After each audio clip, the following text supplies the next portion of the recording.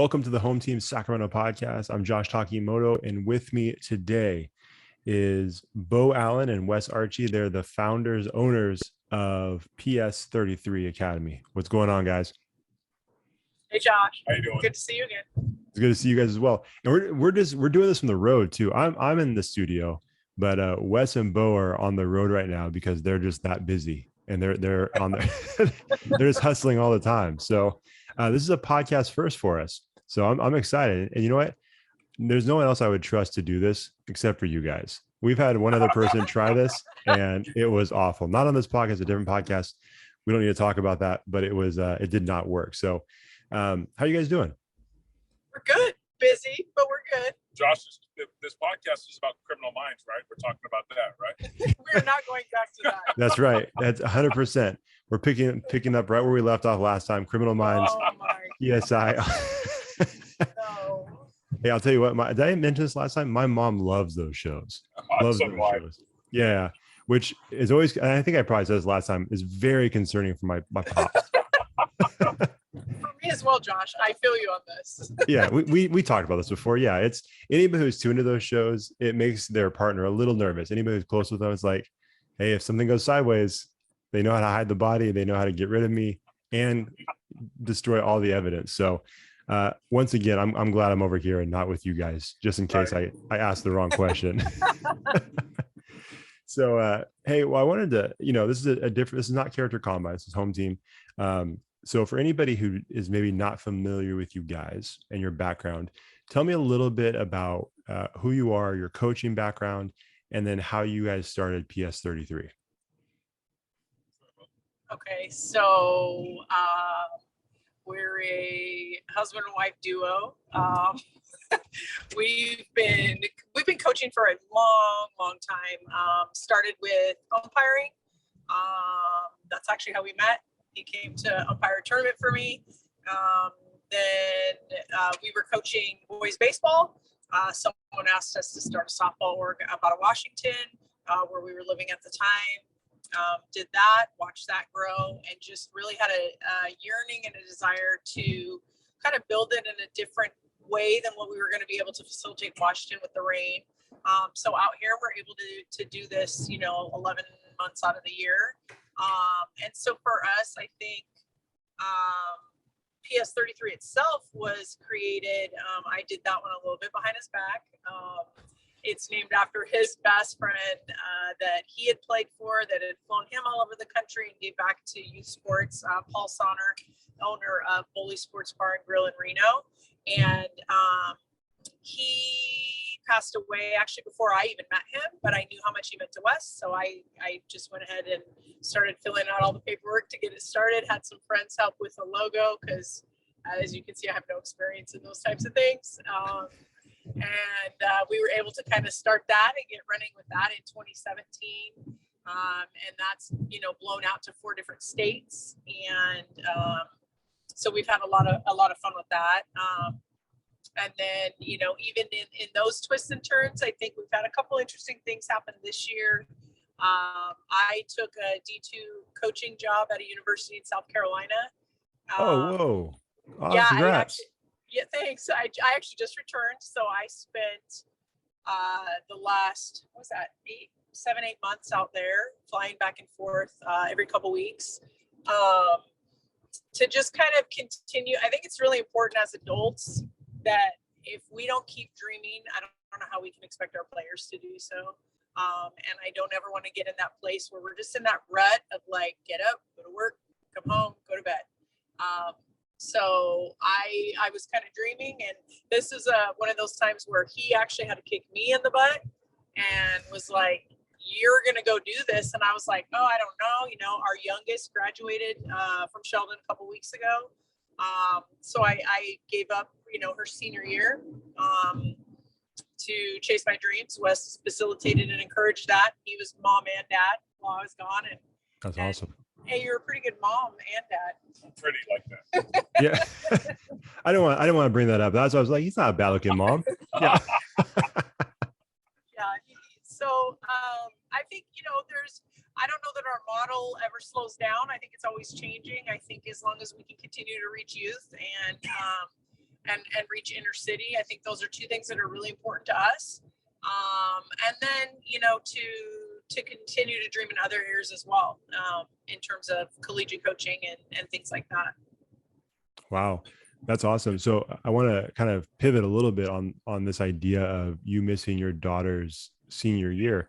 Obviously that's a really difficult decision, I imagine. So what was that conversation like with your daughter? I mean, was she, I imagine she was super supportive, but I also imagine that was probably a difficult conversation too. I think I thought it was going to be more difficult than it was. Okay. I think we sat all the kids down and they said, go do it. And I was really dragging my feet and they were like, now you just need to go do it. And I said, Beja, and she was like, I have dad. Like, and by that time, because I think she's the one, she's his mini me. Okay. She definitely, I would say, probably reached out to me a lot more with me being gone than if I was home. Because, one thing we tell our kids, if we're home, Wes and I are coaching and doing lessons till 8:30, 9 o'clock at night. So most nights we would come home, she was asleep anyways. If anything, I think it's created additional dialogue for our family and support. Go ahead. I think, to be honest with you, Josh, it was harder for other people. It truly. Interesting. You heard how dare you not be there for your kid, right? No, we were there. We supported, but she understands. She's lived it. She's been around this pretty much her whole life. Yeah. And God, it's not like we just threw our daughter out and hey, see you later, right? It was just that you got to understand there's things that go on. She was strong enough to handle that situation, and I do believe that she probably engaged and reached out to her mom even more when mom was gone. We lived, we did our thing, and took care of business. But again, we didn't see it as, I guess, not normal. We were like, this is just part of the process for us as coaches, and what we do doesn't diminish the fact that we love our daughter to death. It's just that, hey, this is where we're at in the road. Our daughter, very successful, graduated, high in her class with a great GPA and scholar athlete. So it was, she was very, very resilient in the process. That's awesome. And I think it was a good teachable moment for us as parents to be able to walk her through, hey, you get to actually practice being away at college the year before you get to go away. Having mom and dad right there, she's going to Jackson State. She's going to be in Mississippi.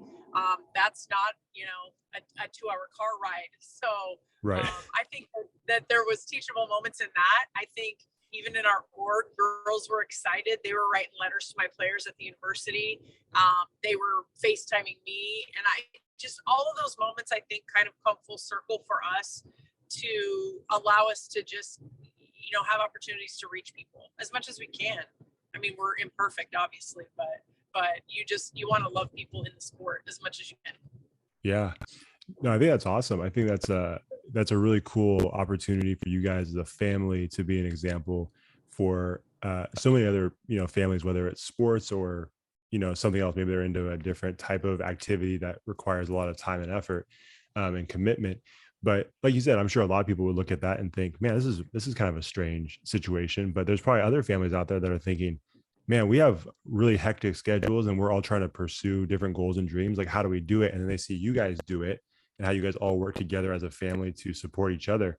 Like, that's just a really cool opportunity, because I'm sure that there's families out there thinking like, is there anybody else out there who's going through a similar thing or who's trying to accomplish a similar thing? And so for the fact that you guys did that is pretty cool, I think, and it's bizarre to me as a parent. It'd be very strange for someone to come up and say, like, how dare you, when it comes to that. Like, so you guys didn't, that was not a Criminal Minds moment, was it? Is that person still here? That actually happened. I know there were times where he would call me and go, yeah, I was doing a lesson. And they were like, what do you mean Bozeman, South Carolina? What's happening? Yeah. Then it was, our relationship. Are you guys good?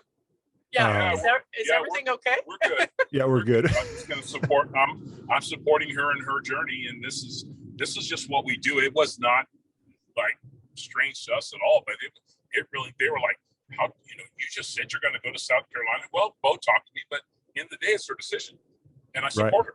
Right. So that kind of brings me to another interesting thought that I had, as I was preparing for this interview. It feels like to me that the softball community, especially here in Sacramento, and our home team here in Sacramento and the surrounding areas, is a really tight-knit community. Like, it seems like there's a lot of support among softball players and among softball coaches. We've had Ali Aguilar on the show. We've had, our common friend, Coach Truesdell, on the show. You guys, I know, are really well respected in that softball community. Now, obviously, in your guys' case, it sounds like a lot of people were interested in your guys' relationship and your family situation. So maybe it's a good and bad thing. But why do you think that softball community is so tight in our city? There's so many teams and so many, you're as competitors, you get out there and you're like, oh yeah, whatever. But I will tell you, I played like Slocus for a long period of time. And I even talk about that, the community, when you need them, they are there. Mm-hmm. Competitors are not, right? When something goes down, you can reach out to somebody and they can put the bygones or, them beating up on you or you beating up on them, and they can be like, hey, you need me. I just think that I tell people this all the time. It's like there's so many teams, but that circle's really tight. Mm-hmm. Yeah, the circle's super tight. So I just think, again, you get to find out a lot about people when you need them, that they will reach out and they will be like, hey, we're here for you. In all avenues. It doesn't matter what level you play, anything like that, where you're from, your background, ethnicity, they're like, hey, how can we help? That's a pretty cool thing. I love that. I think too, like, I think, obviously there's a community piece to it. And I think that, for some people they're nosy, and that's okay too. Everyone has their agenda. Well, yeah. But I thought it was neat. Like, there's some aspects to, being a single parent, right? With a daughter that he had never experienced. And you start to create like a respect amongst each other and amongst your community. Right. And so for us to be able to, cause we're not really, we're great at, if someone's like, hey, I need help, I need you to come dig a trench, we're coming out, right? Mm-hmm. But if we need help, and this is just Wes and Bo, we're terrible at asking for it, just terrible. And so it was really humbling to be able to call on some people and go, hey, can you be there and be like mom today? Hmm. Can you step in my shoes, and walk next to Wes? Can you, whatever that looked like? And we had people that stepped in for that. And that was, just as important. I think that the softball community's proven to, and I hate to reference, but car accidents and things of that nature, I think people want to step in and want to help. But I think that you spend a lot of time with these families. And it's over the course of, most girls start playing at 8 or 9 and they, play till they're 18 and sometimes into college. And, that's 10 years where you've been driving and spending your weekends together. Even when people switch teams or cities or locations, there's still relationships that are so deep. Deeply rooted in softball. I mean, I know for me, when I drove back from South Carolina to here, I went through 11 states, and I was telling Wes, like, I was reaching out to people that, they moved to Texas. Hey, can I stop by and see your daughter? Oh, that's cool. On your way across the country, because you may not have those opportunities again. Yeah, absolutely. No, so I think the community is great. No, and like I said, I'm not in the community. I know people that are in that community. Obviously, our common friend Deb, my co-host for other podcasts, is part of that community, and like I said, all of our other guests. And it seems like everybody has, like you said it best. Everybody has each other's backs, and even, even one of the questions I had for you guys is, obviously, this is the home team, and our brand or our tagline is kind of, even though we compete in different uniforms, we're all a part of this home team. Like, if you have a desire to see athletes become better people in this home team in Sacramento, then you're a part of the home team. Mm-hmm. That being said, we like to win and we like to beat the competition. So that being said, within that softball community, is there a coach or maybe a program that you guys compete against? Maybe you guys have some really hard battles, but at the end of the day, you have nothing but respect for that coach because of how they operate their program and how they treat their athletes. Does someone come to mind when you think of that? I think there's coaches within organizations, right?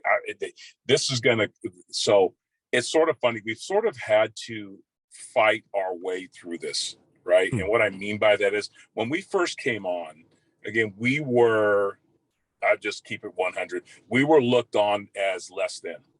We were. And again, there's programs that have been around for 20 years. They've been around for 15, 20 years, 30 years, whatever it is, right?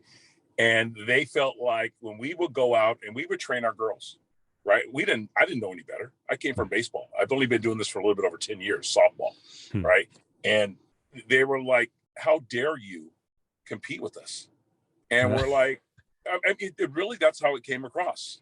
Yeah. It was like, you guys shouldn't be competing with us. And we're like, well, why shouldn't we? We train girls, we do whatever. Right. I mean, my biggest kudos to these kids when we would go down to Southern California, because when you go down to Southern California, it's just a little bit different than it is here. Right. No disrespect to our NorCal girls, but SoCal, they're just a different monster. And we would go down and play and we would beat these teams. Right. And I won't say the exact words, but I'll just put it this way. They were like, who are you guys? Yeah.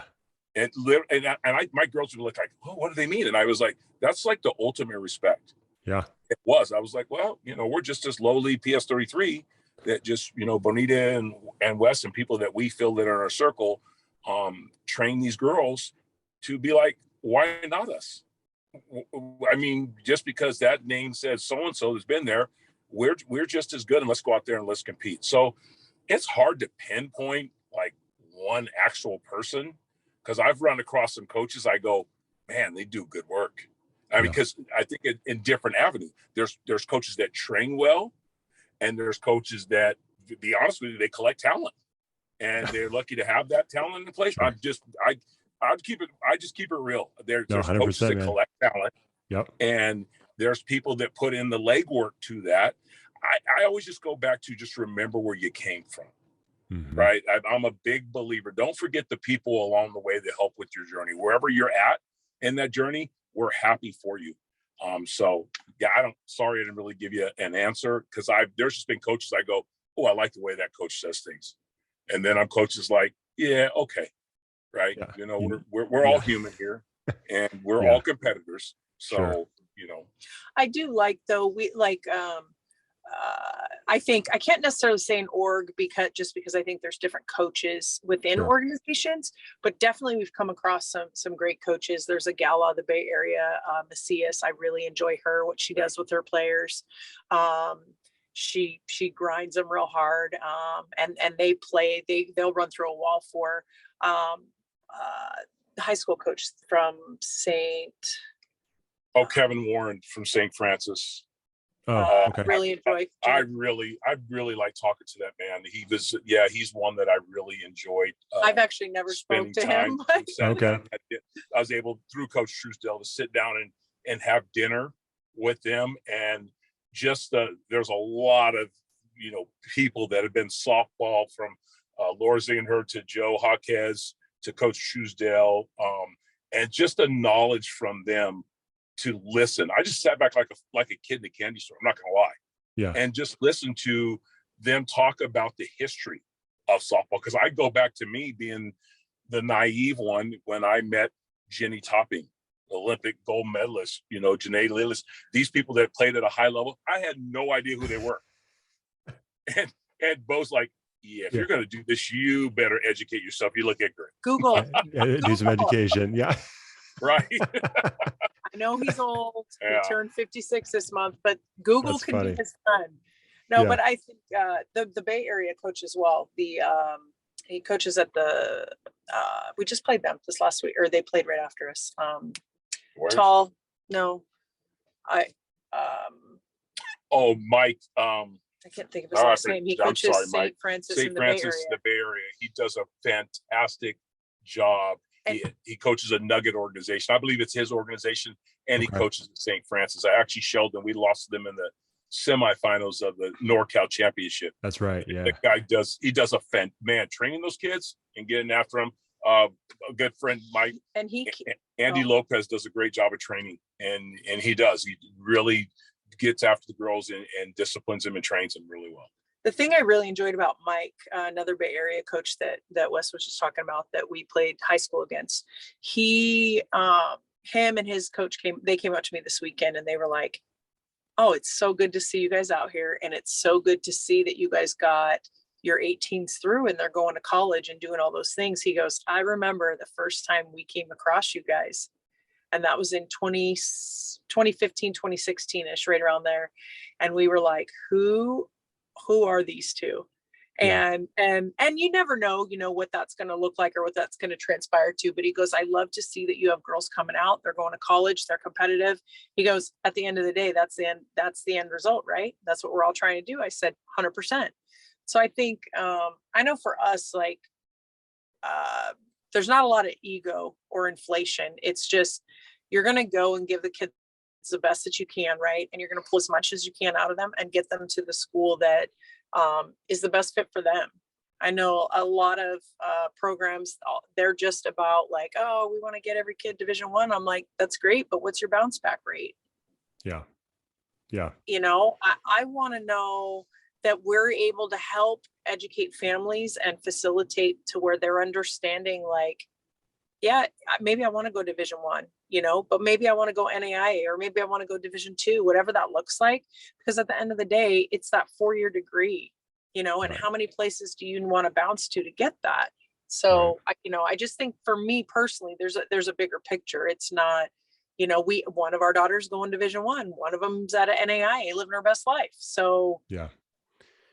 I think, and you guys would know this better than I would, but just being around competitive sports, travel teams, different organizations and programs, like Wes, like you said, there is a mentality for some coaches that they are collecting talent. And in my personal opinion, it becomes very much an ego thing, right? Like, you want to build the best program, not because you're trying to develop the best athletes, but because you want to put another trophy on the trophy shelf. Same with the D1 thing. I think there is, it turns into a little bit of a trophy, right? Like, you can say, I had X amount of athletes go D1, and then that's just promotion for your program. It's not necessarily, like you said, Bo, the best for the athlete. And so it is a very bizarre thing. And obviously we don't know each other very well, but I like you guys from what I can tell from what Debs said and what Coach Truzo said. Like, you guys do it the right way, and you guys are all about, like you said, developing the athletes and making sure that their future is brighter once they leave your presence. And unfortunately, that's just not the case. Like, it becomes a very bizarre thing when coaches, use athletes as pawns rather than trying to develop them. You know what I mean? It's weird to me. Now, I'm not a coach, so maybe it's easier weird to me as a coach. It's very weird to me. And maybe you slip into that easier than I think, but it just seems like a strange thing. Like, why would you cut? It's way too much of a time commitment to make that the goal. Well, it was interesting. I even caught myself in a moment. I mean, I was coaching at a D2, right? Yeah. And I had to learn a lot about D2s because that's not something I was super familiar with. But then even when that Nuggets coach, he was like, well, I saw that a lot of your girls went here. And I said, well, it was actually interesting. All of our girls that just graduated, it's a split. They're either going Division I or they're going NAIA. I said, it was really interesting. And he just looked at me and said, who cares? They're going to play college softball. And I was like, yes. But I know for a minute, I sat there like, well, there's no well to that. They're going to play college softball. Cause I get like, this is one of my side hobbies. I'm really geeky with numbers. Wes knows this about me.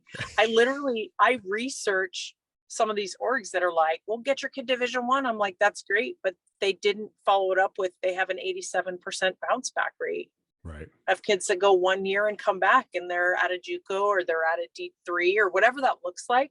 And again, it's their journey. But I think for us as parents, right? Like, number one, we've always told our kids, whatever school you choose, you're going there for a year. You're going to figure this out because I need you to do your research on the front end, right? Because there's research that has to happen. Sure. Now, obviously, coaches can leave and that changes the dynamic. But just like, there's a number of kids that go away and they don't even make it to December. And I think it's important to be able to walk our kids through these things because these are life skills. You know, you might get a job that you hate, but you got to find a way to work through it. But rather than just, well, I've been here a month, I hate it, I quit. Right. I've been here 3 months, I hate it, I quit, you know? And I think, I mean, for me, going to South Carolina, it was about that. Like, I made a 1-year commitment. Now I need to figure out, like, is this feasible long-term? What am I made of? Type of a thing. I mean, when you've been raising a spouse and children, he didn't even catch that. You know, and then all of a sudden you're alone in a bougie apartment right downtown. It's like, do my core values change or do they stay the same? You know, and what does that look like? And how does that look to young women and young athletes? Yeah, no, for sure. And that's great. That's a great, it's a great thought. And that's something we've always talked about on here. It's something I believe in fully, is that all of these things that you guys are teaching these athletes about the game is stuff that's going to translate into life. So like this idea of, hey, you guys stick it out for a year to really do your research, all that stuff. That's awesome for sports, but then it applies to every other area of life. Like those are the lessons that they're going to take with them for the rest of their life, when they have their own families, when they have their own jobs, all of that. And so, and then not only that, but when you're actually living it out and practicing what you're preaching, then it takes that influence to another level, in my opinion. And so when they see that, you know, they can really say, okay, coaches they're not just telling us these things, they're actually living it out too. Yeah. And you know what I mean? It's like, they're not just saying, hey, you gotta persevere, you gotta be determined, you gotta, you know, keep going, and then not do it. Like that's the worst thing a coach can do, right? When a coach says all these things and you have all of these Instagram highlight tags and quotes and stuff like that, but they're not actually living those things. It's like, well, your words are meaningless at that point because you're not actually living it out. And so I think what you guys are doing is awesome. I think, you know, and not just the great things, but like those, you know, like you said, trying to figure out, okay, what does this look like long term in on the East Coast? It's like, yeah, you gotta figure it out, and they're seeing you figure it out, which is pretty cool, I think. I think, well, I'm 45 Saturday and I have yet to figure any parts of my life out. So. Hey, well, happy early birthday to you. Thanks, bud. Yeah, absolutely. Absolutely. You know, I've talked to a bunch of coaches about this for all sports, but I imagine that one of the things that helps that softball community grow so much and become so tight is the fact that it seems like a lot of softball athletes want to come back to their programs, want to come back to their high schools and give back. So for you guys, like, how special is it when one of your athletes comes back to share some of their knowledge, just maybe it's just even just to hang out with the girls? And because I mean, for me, it's like you get an example of someone, you might have a freshman in your program and they see someone who's maybe just graduating college that played at the college level coming back to spend time with them. It gives them an example. It's like, oh, this person actually took the exact same steps that I'm trying to take right now, and they made it to this level. Like, how special is that when some of your former athletes come back to visit you guys? That's we actually had that tonight. So which cool. I love that. So we had a former player from our travel org that just came back, and she was working with our girls tonight, and we always encourage them, like, this is, you guys say you want to play college softball, these are girls doing it right now, and they're doing it at like a realistic scale, because it's, you know, they're 18 years old, and so they, you know, I'm old to them. Our other coaches are old to them. Coach Sarah Fukushima, that she graduated from Sheldon, she coaches for us as well. She just graduated from Cal State East Bay, took her 5th year. Awesome. She works with she's a coach on staff. Shelby, that graduated, Caro from Sheldon, was out there today. She's from UC Riverside. And it's so good because those are the things that I feel expand our sport. You know, it allows our girls to get around girls that are actively playing or that have just graduated.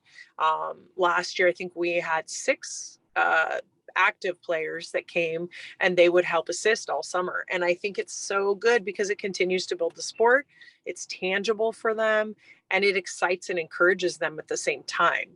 You know, because they'll joke with Wes and I, oh, it was black and white when you played, and for him it probably was, but they're the reason these girls play, right? Like, they're not playing for Wes and I, they're playing for this younger generation. So you want to have the younger generation there so they can be hands-on with them, and that's what gets them excited about it. I know Yeah. like Ali Aguilar works with some of the girls in our org, and that's what they love about that is, you know, she's real. Yeah. These girls are real, and they're able to share life experience, faith experience, all of the things that make them whole in the sport that these girls love, that they're trying to get through, that maybe they're struggling with because they're 12, 13, and 14. I always say it's obtainable. These girls are obtainable. My daughter, and I can't remember if I said this last time, but you know, my daughter always brings me back to reality. She says, "Yeah, Dad, you're just an old dude that knows a lot of information." Right. So, and I know my role. I know a lot about the game. Yeah, I know a lot. I studied and playing. I know a lot about it, right? But I'll never be the Bonita, the AJ, Alexis, that coaches, the Anita, these girls, and then obviously our girls that come back and coach. I'll never be that, and I'm okay with that. I'm here to just support it any way I can. But the movement is the females, and they need to make sure they see them. And we all work together. We have some great male coaches, dad coaches that have a lot of knowledge, but they'll never be to the point where these females, our girls look at them and just are like, yeah, that's that. I want to be that. So yeah, 100%. Yeah, no, I've said it a million times, but Allie's amazing. One of our favorites, and just incredibly humble, and just a monster at what she does too, which is always the best combination when you can have someone that can kill it on the field, but then, you know, can just, like you said, is obtainable, right? Like is approachable, and can have those conversations with girls that are on that journey right now. Like I love hearing that. So I got you guys for just a few more minutes here. So let me ask you these. I got two more questions for you. Okay. So as far as you guys are both coaches and parents, and I don't think I asked you guys this last time, and I don't know why I didn't, but is it difficult to separate the two? Like, do you guys try to separate the two, or you're like, hey, you just tell your daughters like, I'm coach and mom and dad, you just got to deal with it? Or is like, are you able to separate the two when you're watching games and you're watching them compete? So fun fact. I would say fun fact. Okay. We have 6. They're all now graduated, and we actually only coach 2. Intentionally, or did that just happen? Yes. Okay. No, intentionally. Okay. If you guys aren't watching, just listening, you should have seen Bo's eyes. Like, no, it was intentionally. It was very intentional. Okay. Our number 2, Kendall, played baseball for us. And then Beja has played for us. She's had some other great coaches, but she finished, you know, from 12U to 18U with us. Yeah, she finished with us. So the 2 that played, my older boy, he was a dancer. He never really got into sports. Kendall played baseball. Jaden, our other son, he plays a little bit of baseball, but we never coached him. And then we have Joby. She's in Ohio. I think there was just a quick moment that we coached them. And we're back. Sorry. That's all good. It's the technology. It gets us every once in a while. So we coached Joby, and then Beja. Beja was the longest stint with us, but Beja's journey was different because she was in basketball for a while. So when Beja played with us at the beginning, really 12, people are just going to be like, how dare you? She played probably 2 years or a full season, a spring and a fall season. No exaggeration. She maybe got 15 at bats the whole year. Really? In 12 months. In 12 months. Wow. And because again, we're not one with mommy, daddy ball, and it wasn't nothing against her, right? And then when your kid comes, because my kid comes to me and says, hey, Dad, am I really that bad? And I'm like, you know, I'm like, I mean, I do have a soul. It's somewhere, and I got a heart. It's somewhere, right? But I'm like, no, baby. I go, you're just playing against girls that are literally like next level girls, right? But she decided she wanted to put more into softball than basketball because she was torn for a while. And her game is just, it speaks for herself. She obviously worked herself into being a really good softball player and being able to go get her scholarship and go play the school that she wanted to go play with or play at. So yeah, it's not it's not that we didn't do it on purpose. I personally didn't. It's the way it worked out. And Right. it's just like, I wouldn't change it for anything. But our kid probably has it the worst, not just a simple fact. She just knows the expectation. I mean, a lot of people have a hard time. They say they like the expectation till it affects their kid. Sure. Right. You know, if you're around it, it's all well and good till, oh, little Sally, oh, you're talking about her. Beja just knows. We have some real honest conversations in our house, and it may be, I just keep it real. They might be uncomfortable for other people. We don't sugarcoat anything. We keep it. We love you, but this is where we see you as a parent and coach. This is where we see you. So. And I think for me, I put a lot of time, especially as they've gotten older, into a lot of different verbal affirmations off the field. And so I spent a lot of time going, you're brave, you're strong, you're smart. I try to keep anything that's like beauty or looks out of it.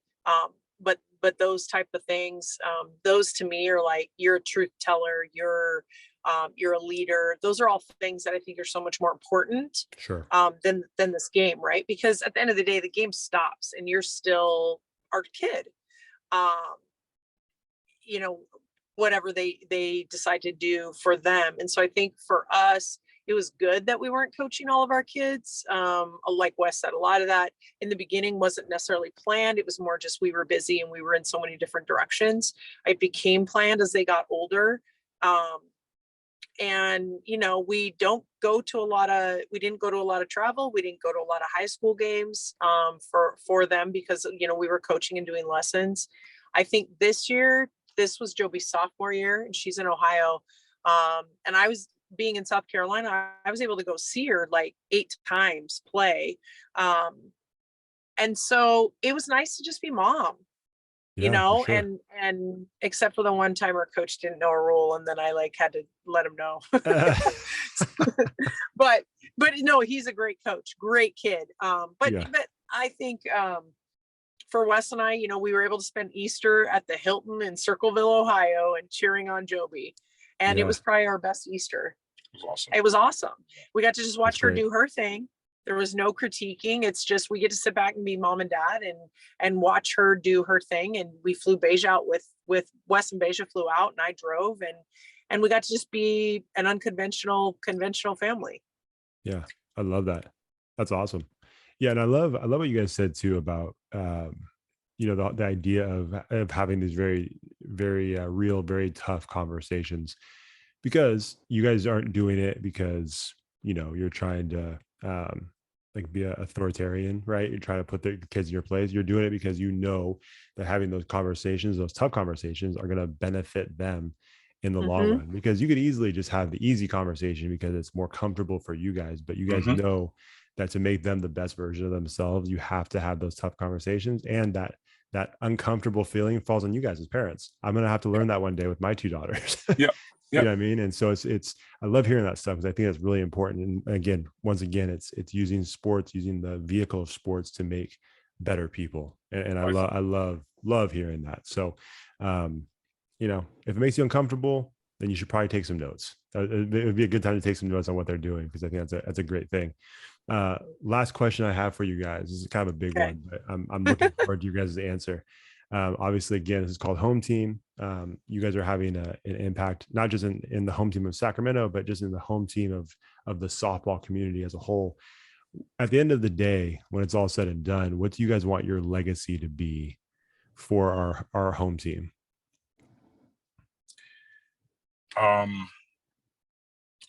Yeah, basically, I'm going to speak twofold on this. I'm going to speak for me, then I'm going to speak about Bonita. For me, I just want people to understand that what you see is what you get. I'm a tough son of a gun. I am. We're firm. I'm consistent in how I am. I'm here for your daughter, 100%. I know sometimes we've always been like, oh, you guys can communicate better. We could do X, Y, and Z. Yeah, we're probably right. But at the end of the day, I'm coaching your daughter. When your daughter comes over that hill at practice, she's ours. And you need to trust that I have her best interest at hand. That's Yeah. I just want people that it's as simple for me. Speaking for I'm going to speak about Bonita real quick, and I just want people again. She gets a bad rap, right? And because she's firm, she's very passionate about what she does, right? You don't get to see people they assume what they hear about her, okay? And they don't know her. They don't know her heart. They don't know the compassion and how much she's invested. As much as I'm invested, put that like 100 times how much she's invested in these girls, right? Because she's all about the strong female athlete, right? About the not even the athlete, just about the person having a voice, being a truth teller. So if anybody gets anything out of this, right? You said it perfect. You said take notes, pay attention. Don't go off of what you see. Get to know this lady, about who she is and what she's about and how much your daughters love her. And I just finished with the fact that the telling sign, Josh, is that when we're done, we have our little 10, 15-minute meeting. These girls do not want to leave her side. Wow. They don't want to talk to old man Wes. They want to talk to Bonita. And they want to and maybe it's not even softball, because she is such a sounding board for these girls that these girls struggle with so much with trying to please and do all these other things that maybe they're not able to talk to their parents about. They talk to Coach Bo because she's a safe place. She's a fantastic human being that just loves kids and is doing the best. Her heart is in it 100%. So Love it. Love it. I Just didn't see that drop the coming. mic. Just drop the mic right there. I was like, I didn't see that coming. Yeah. that was beautiful. I got nothing. That's okay. That's all right. We can just, yep, there we go. Hey, nice job, Wes.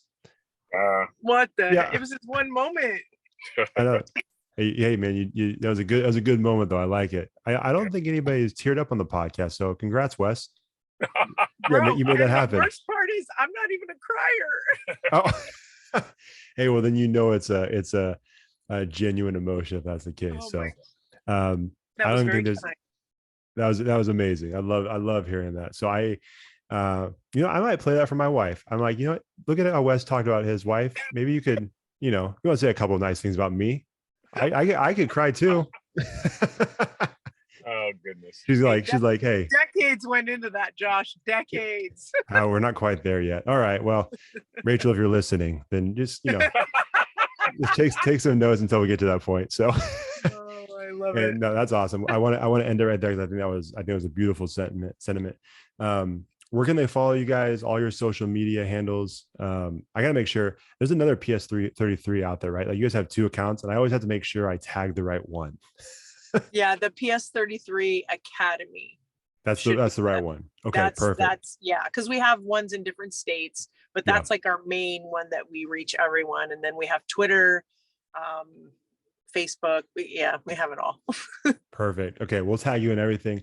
If you guys can't find them, then you're not trying hard enough. So that's how I feel about it. Listen to Josh. That's right. Well, you guys are awesome. I always enjoy our conversations. I appreciate what you guys are doing for our home team and all of the young ladies that you're coaching and mentoring. I mean, you guys are, I know I speak for a lot of people. You guys are doing amazing work and having a tremendous impact. And I'm just really thankful that you guys are a part of our home team. So, good luck. Enjoy your summer, whatever, tournaments and all these things you guys have coming up. Enjoy that. Have a great time. Good luck with all that. And, we'll talk to you guys soon. Right on, Josh. Appreciate you, man. Josh. Hey, right, keep motivating us with those runs. I love it. Keep it up. I'm trying. Something like these 100-degree days. My wife's like, "Are you stupid?" I'm like, "I might be," but I still got to get a little bit in. But yeah, I'm trying my best. Good stuff. It's Slow and motivating. steady. Keep it up. All right, I appreciate that. All right, you guys take care. All right. Thanks, Josh.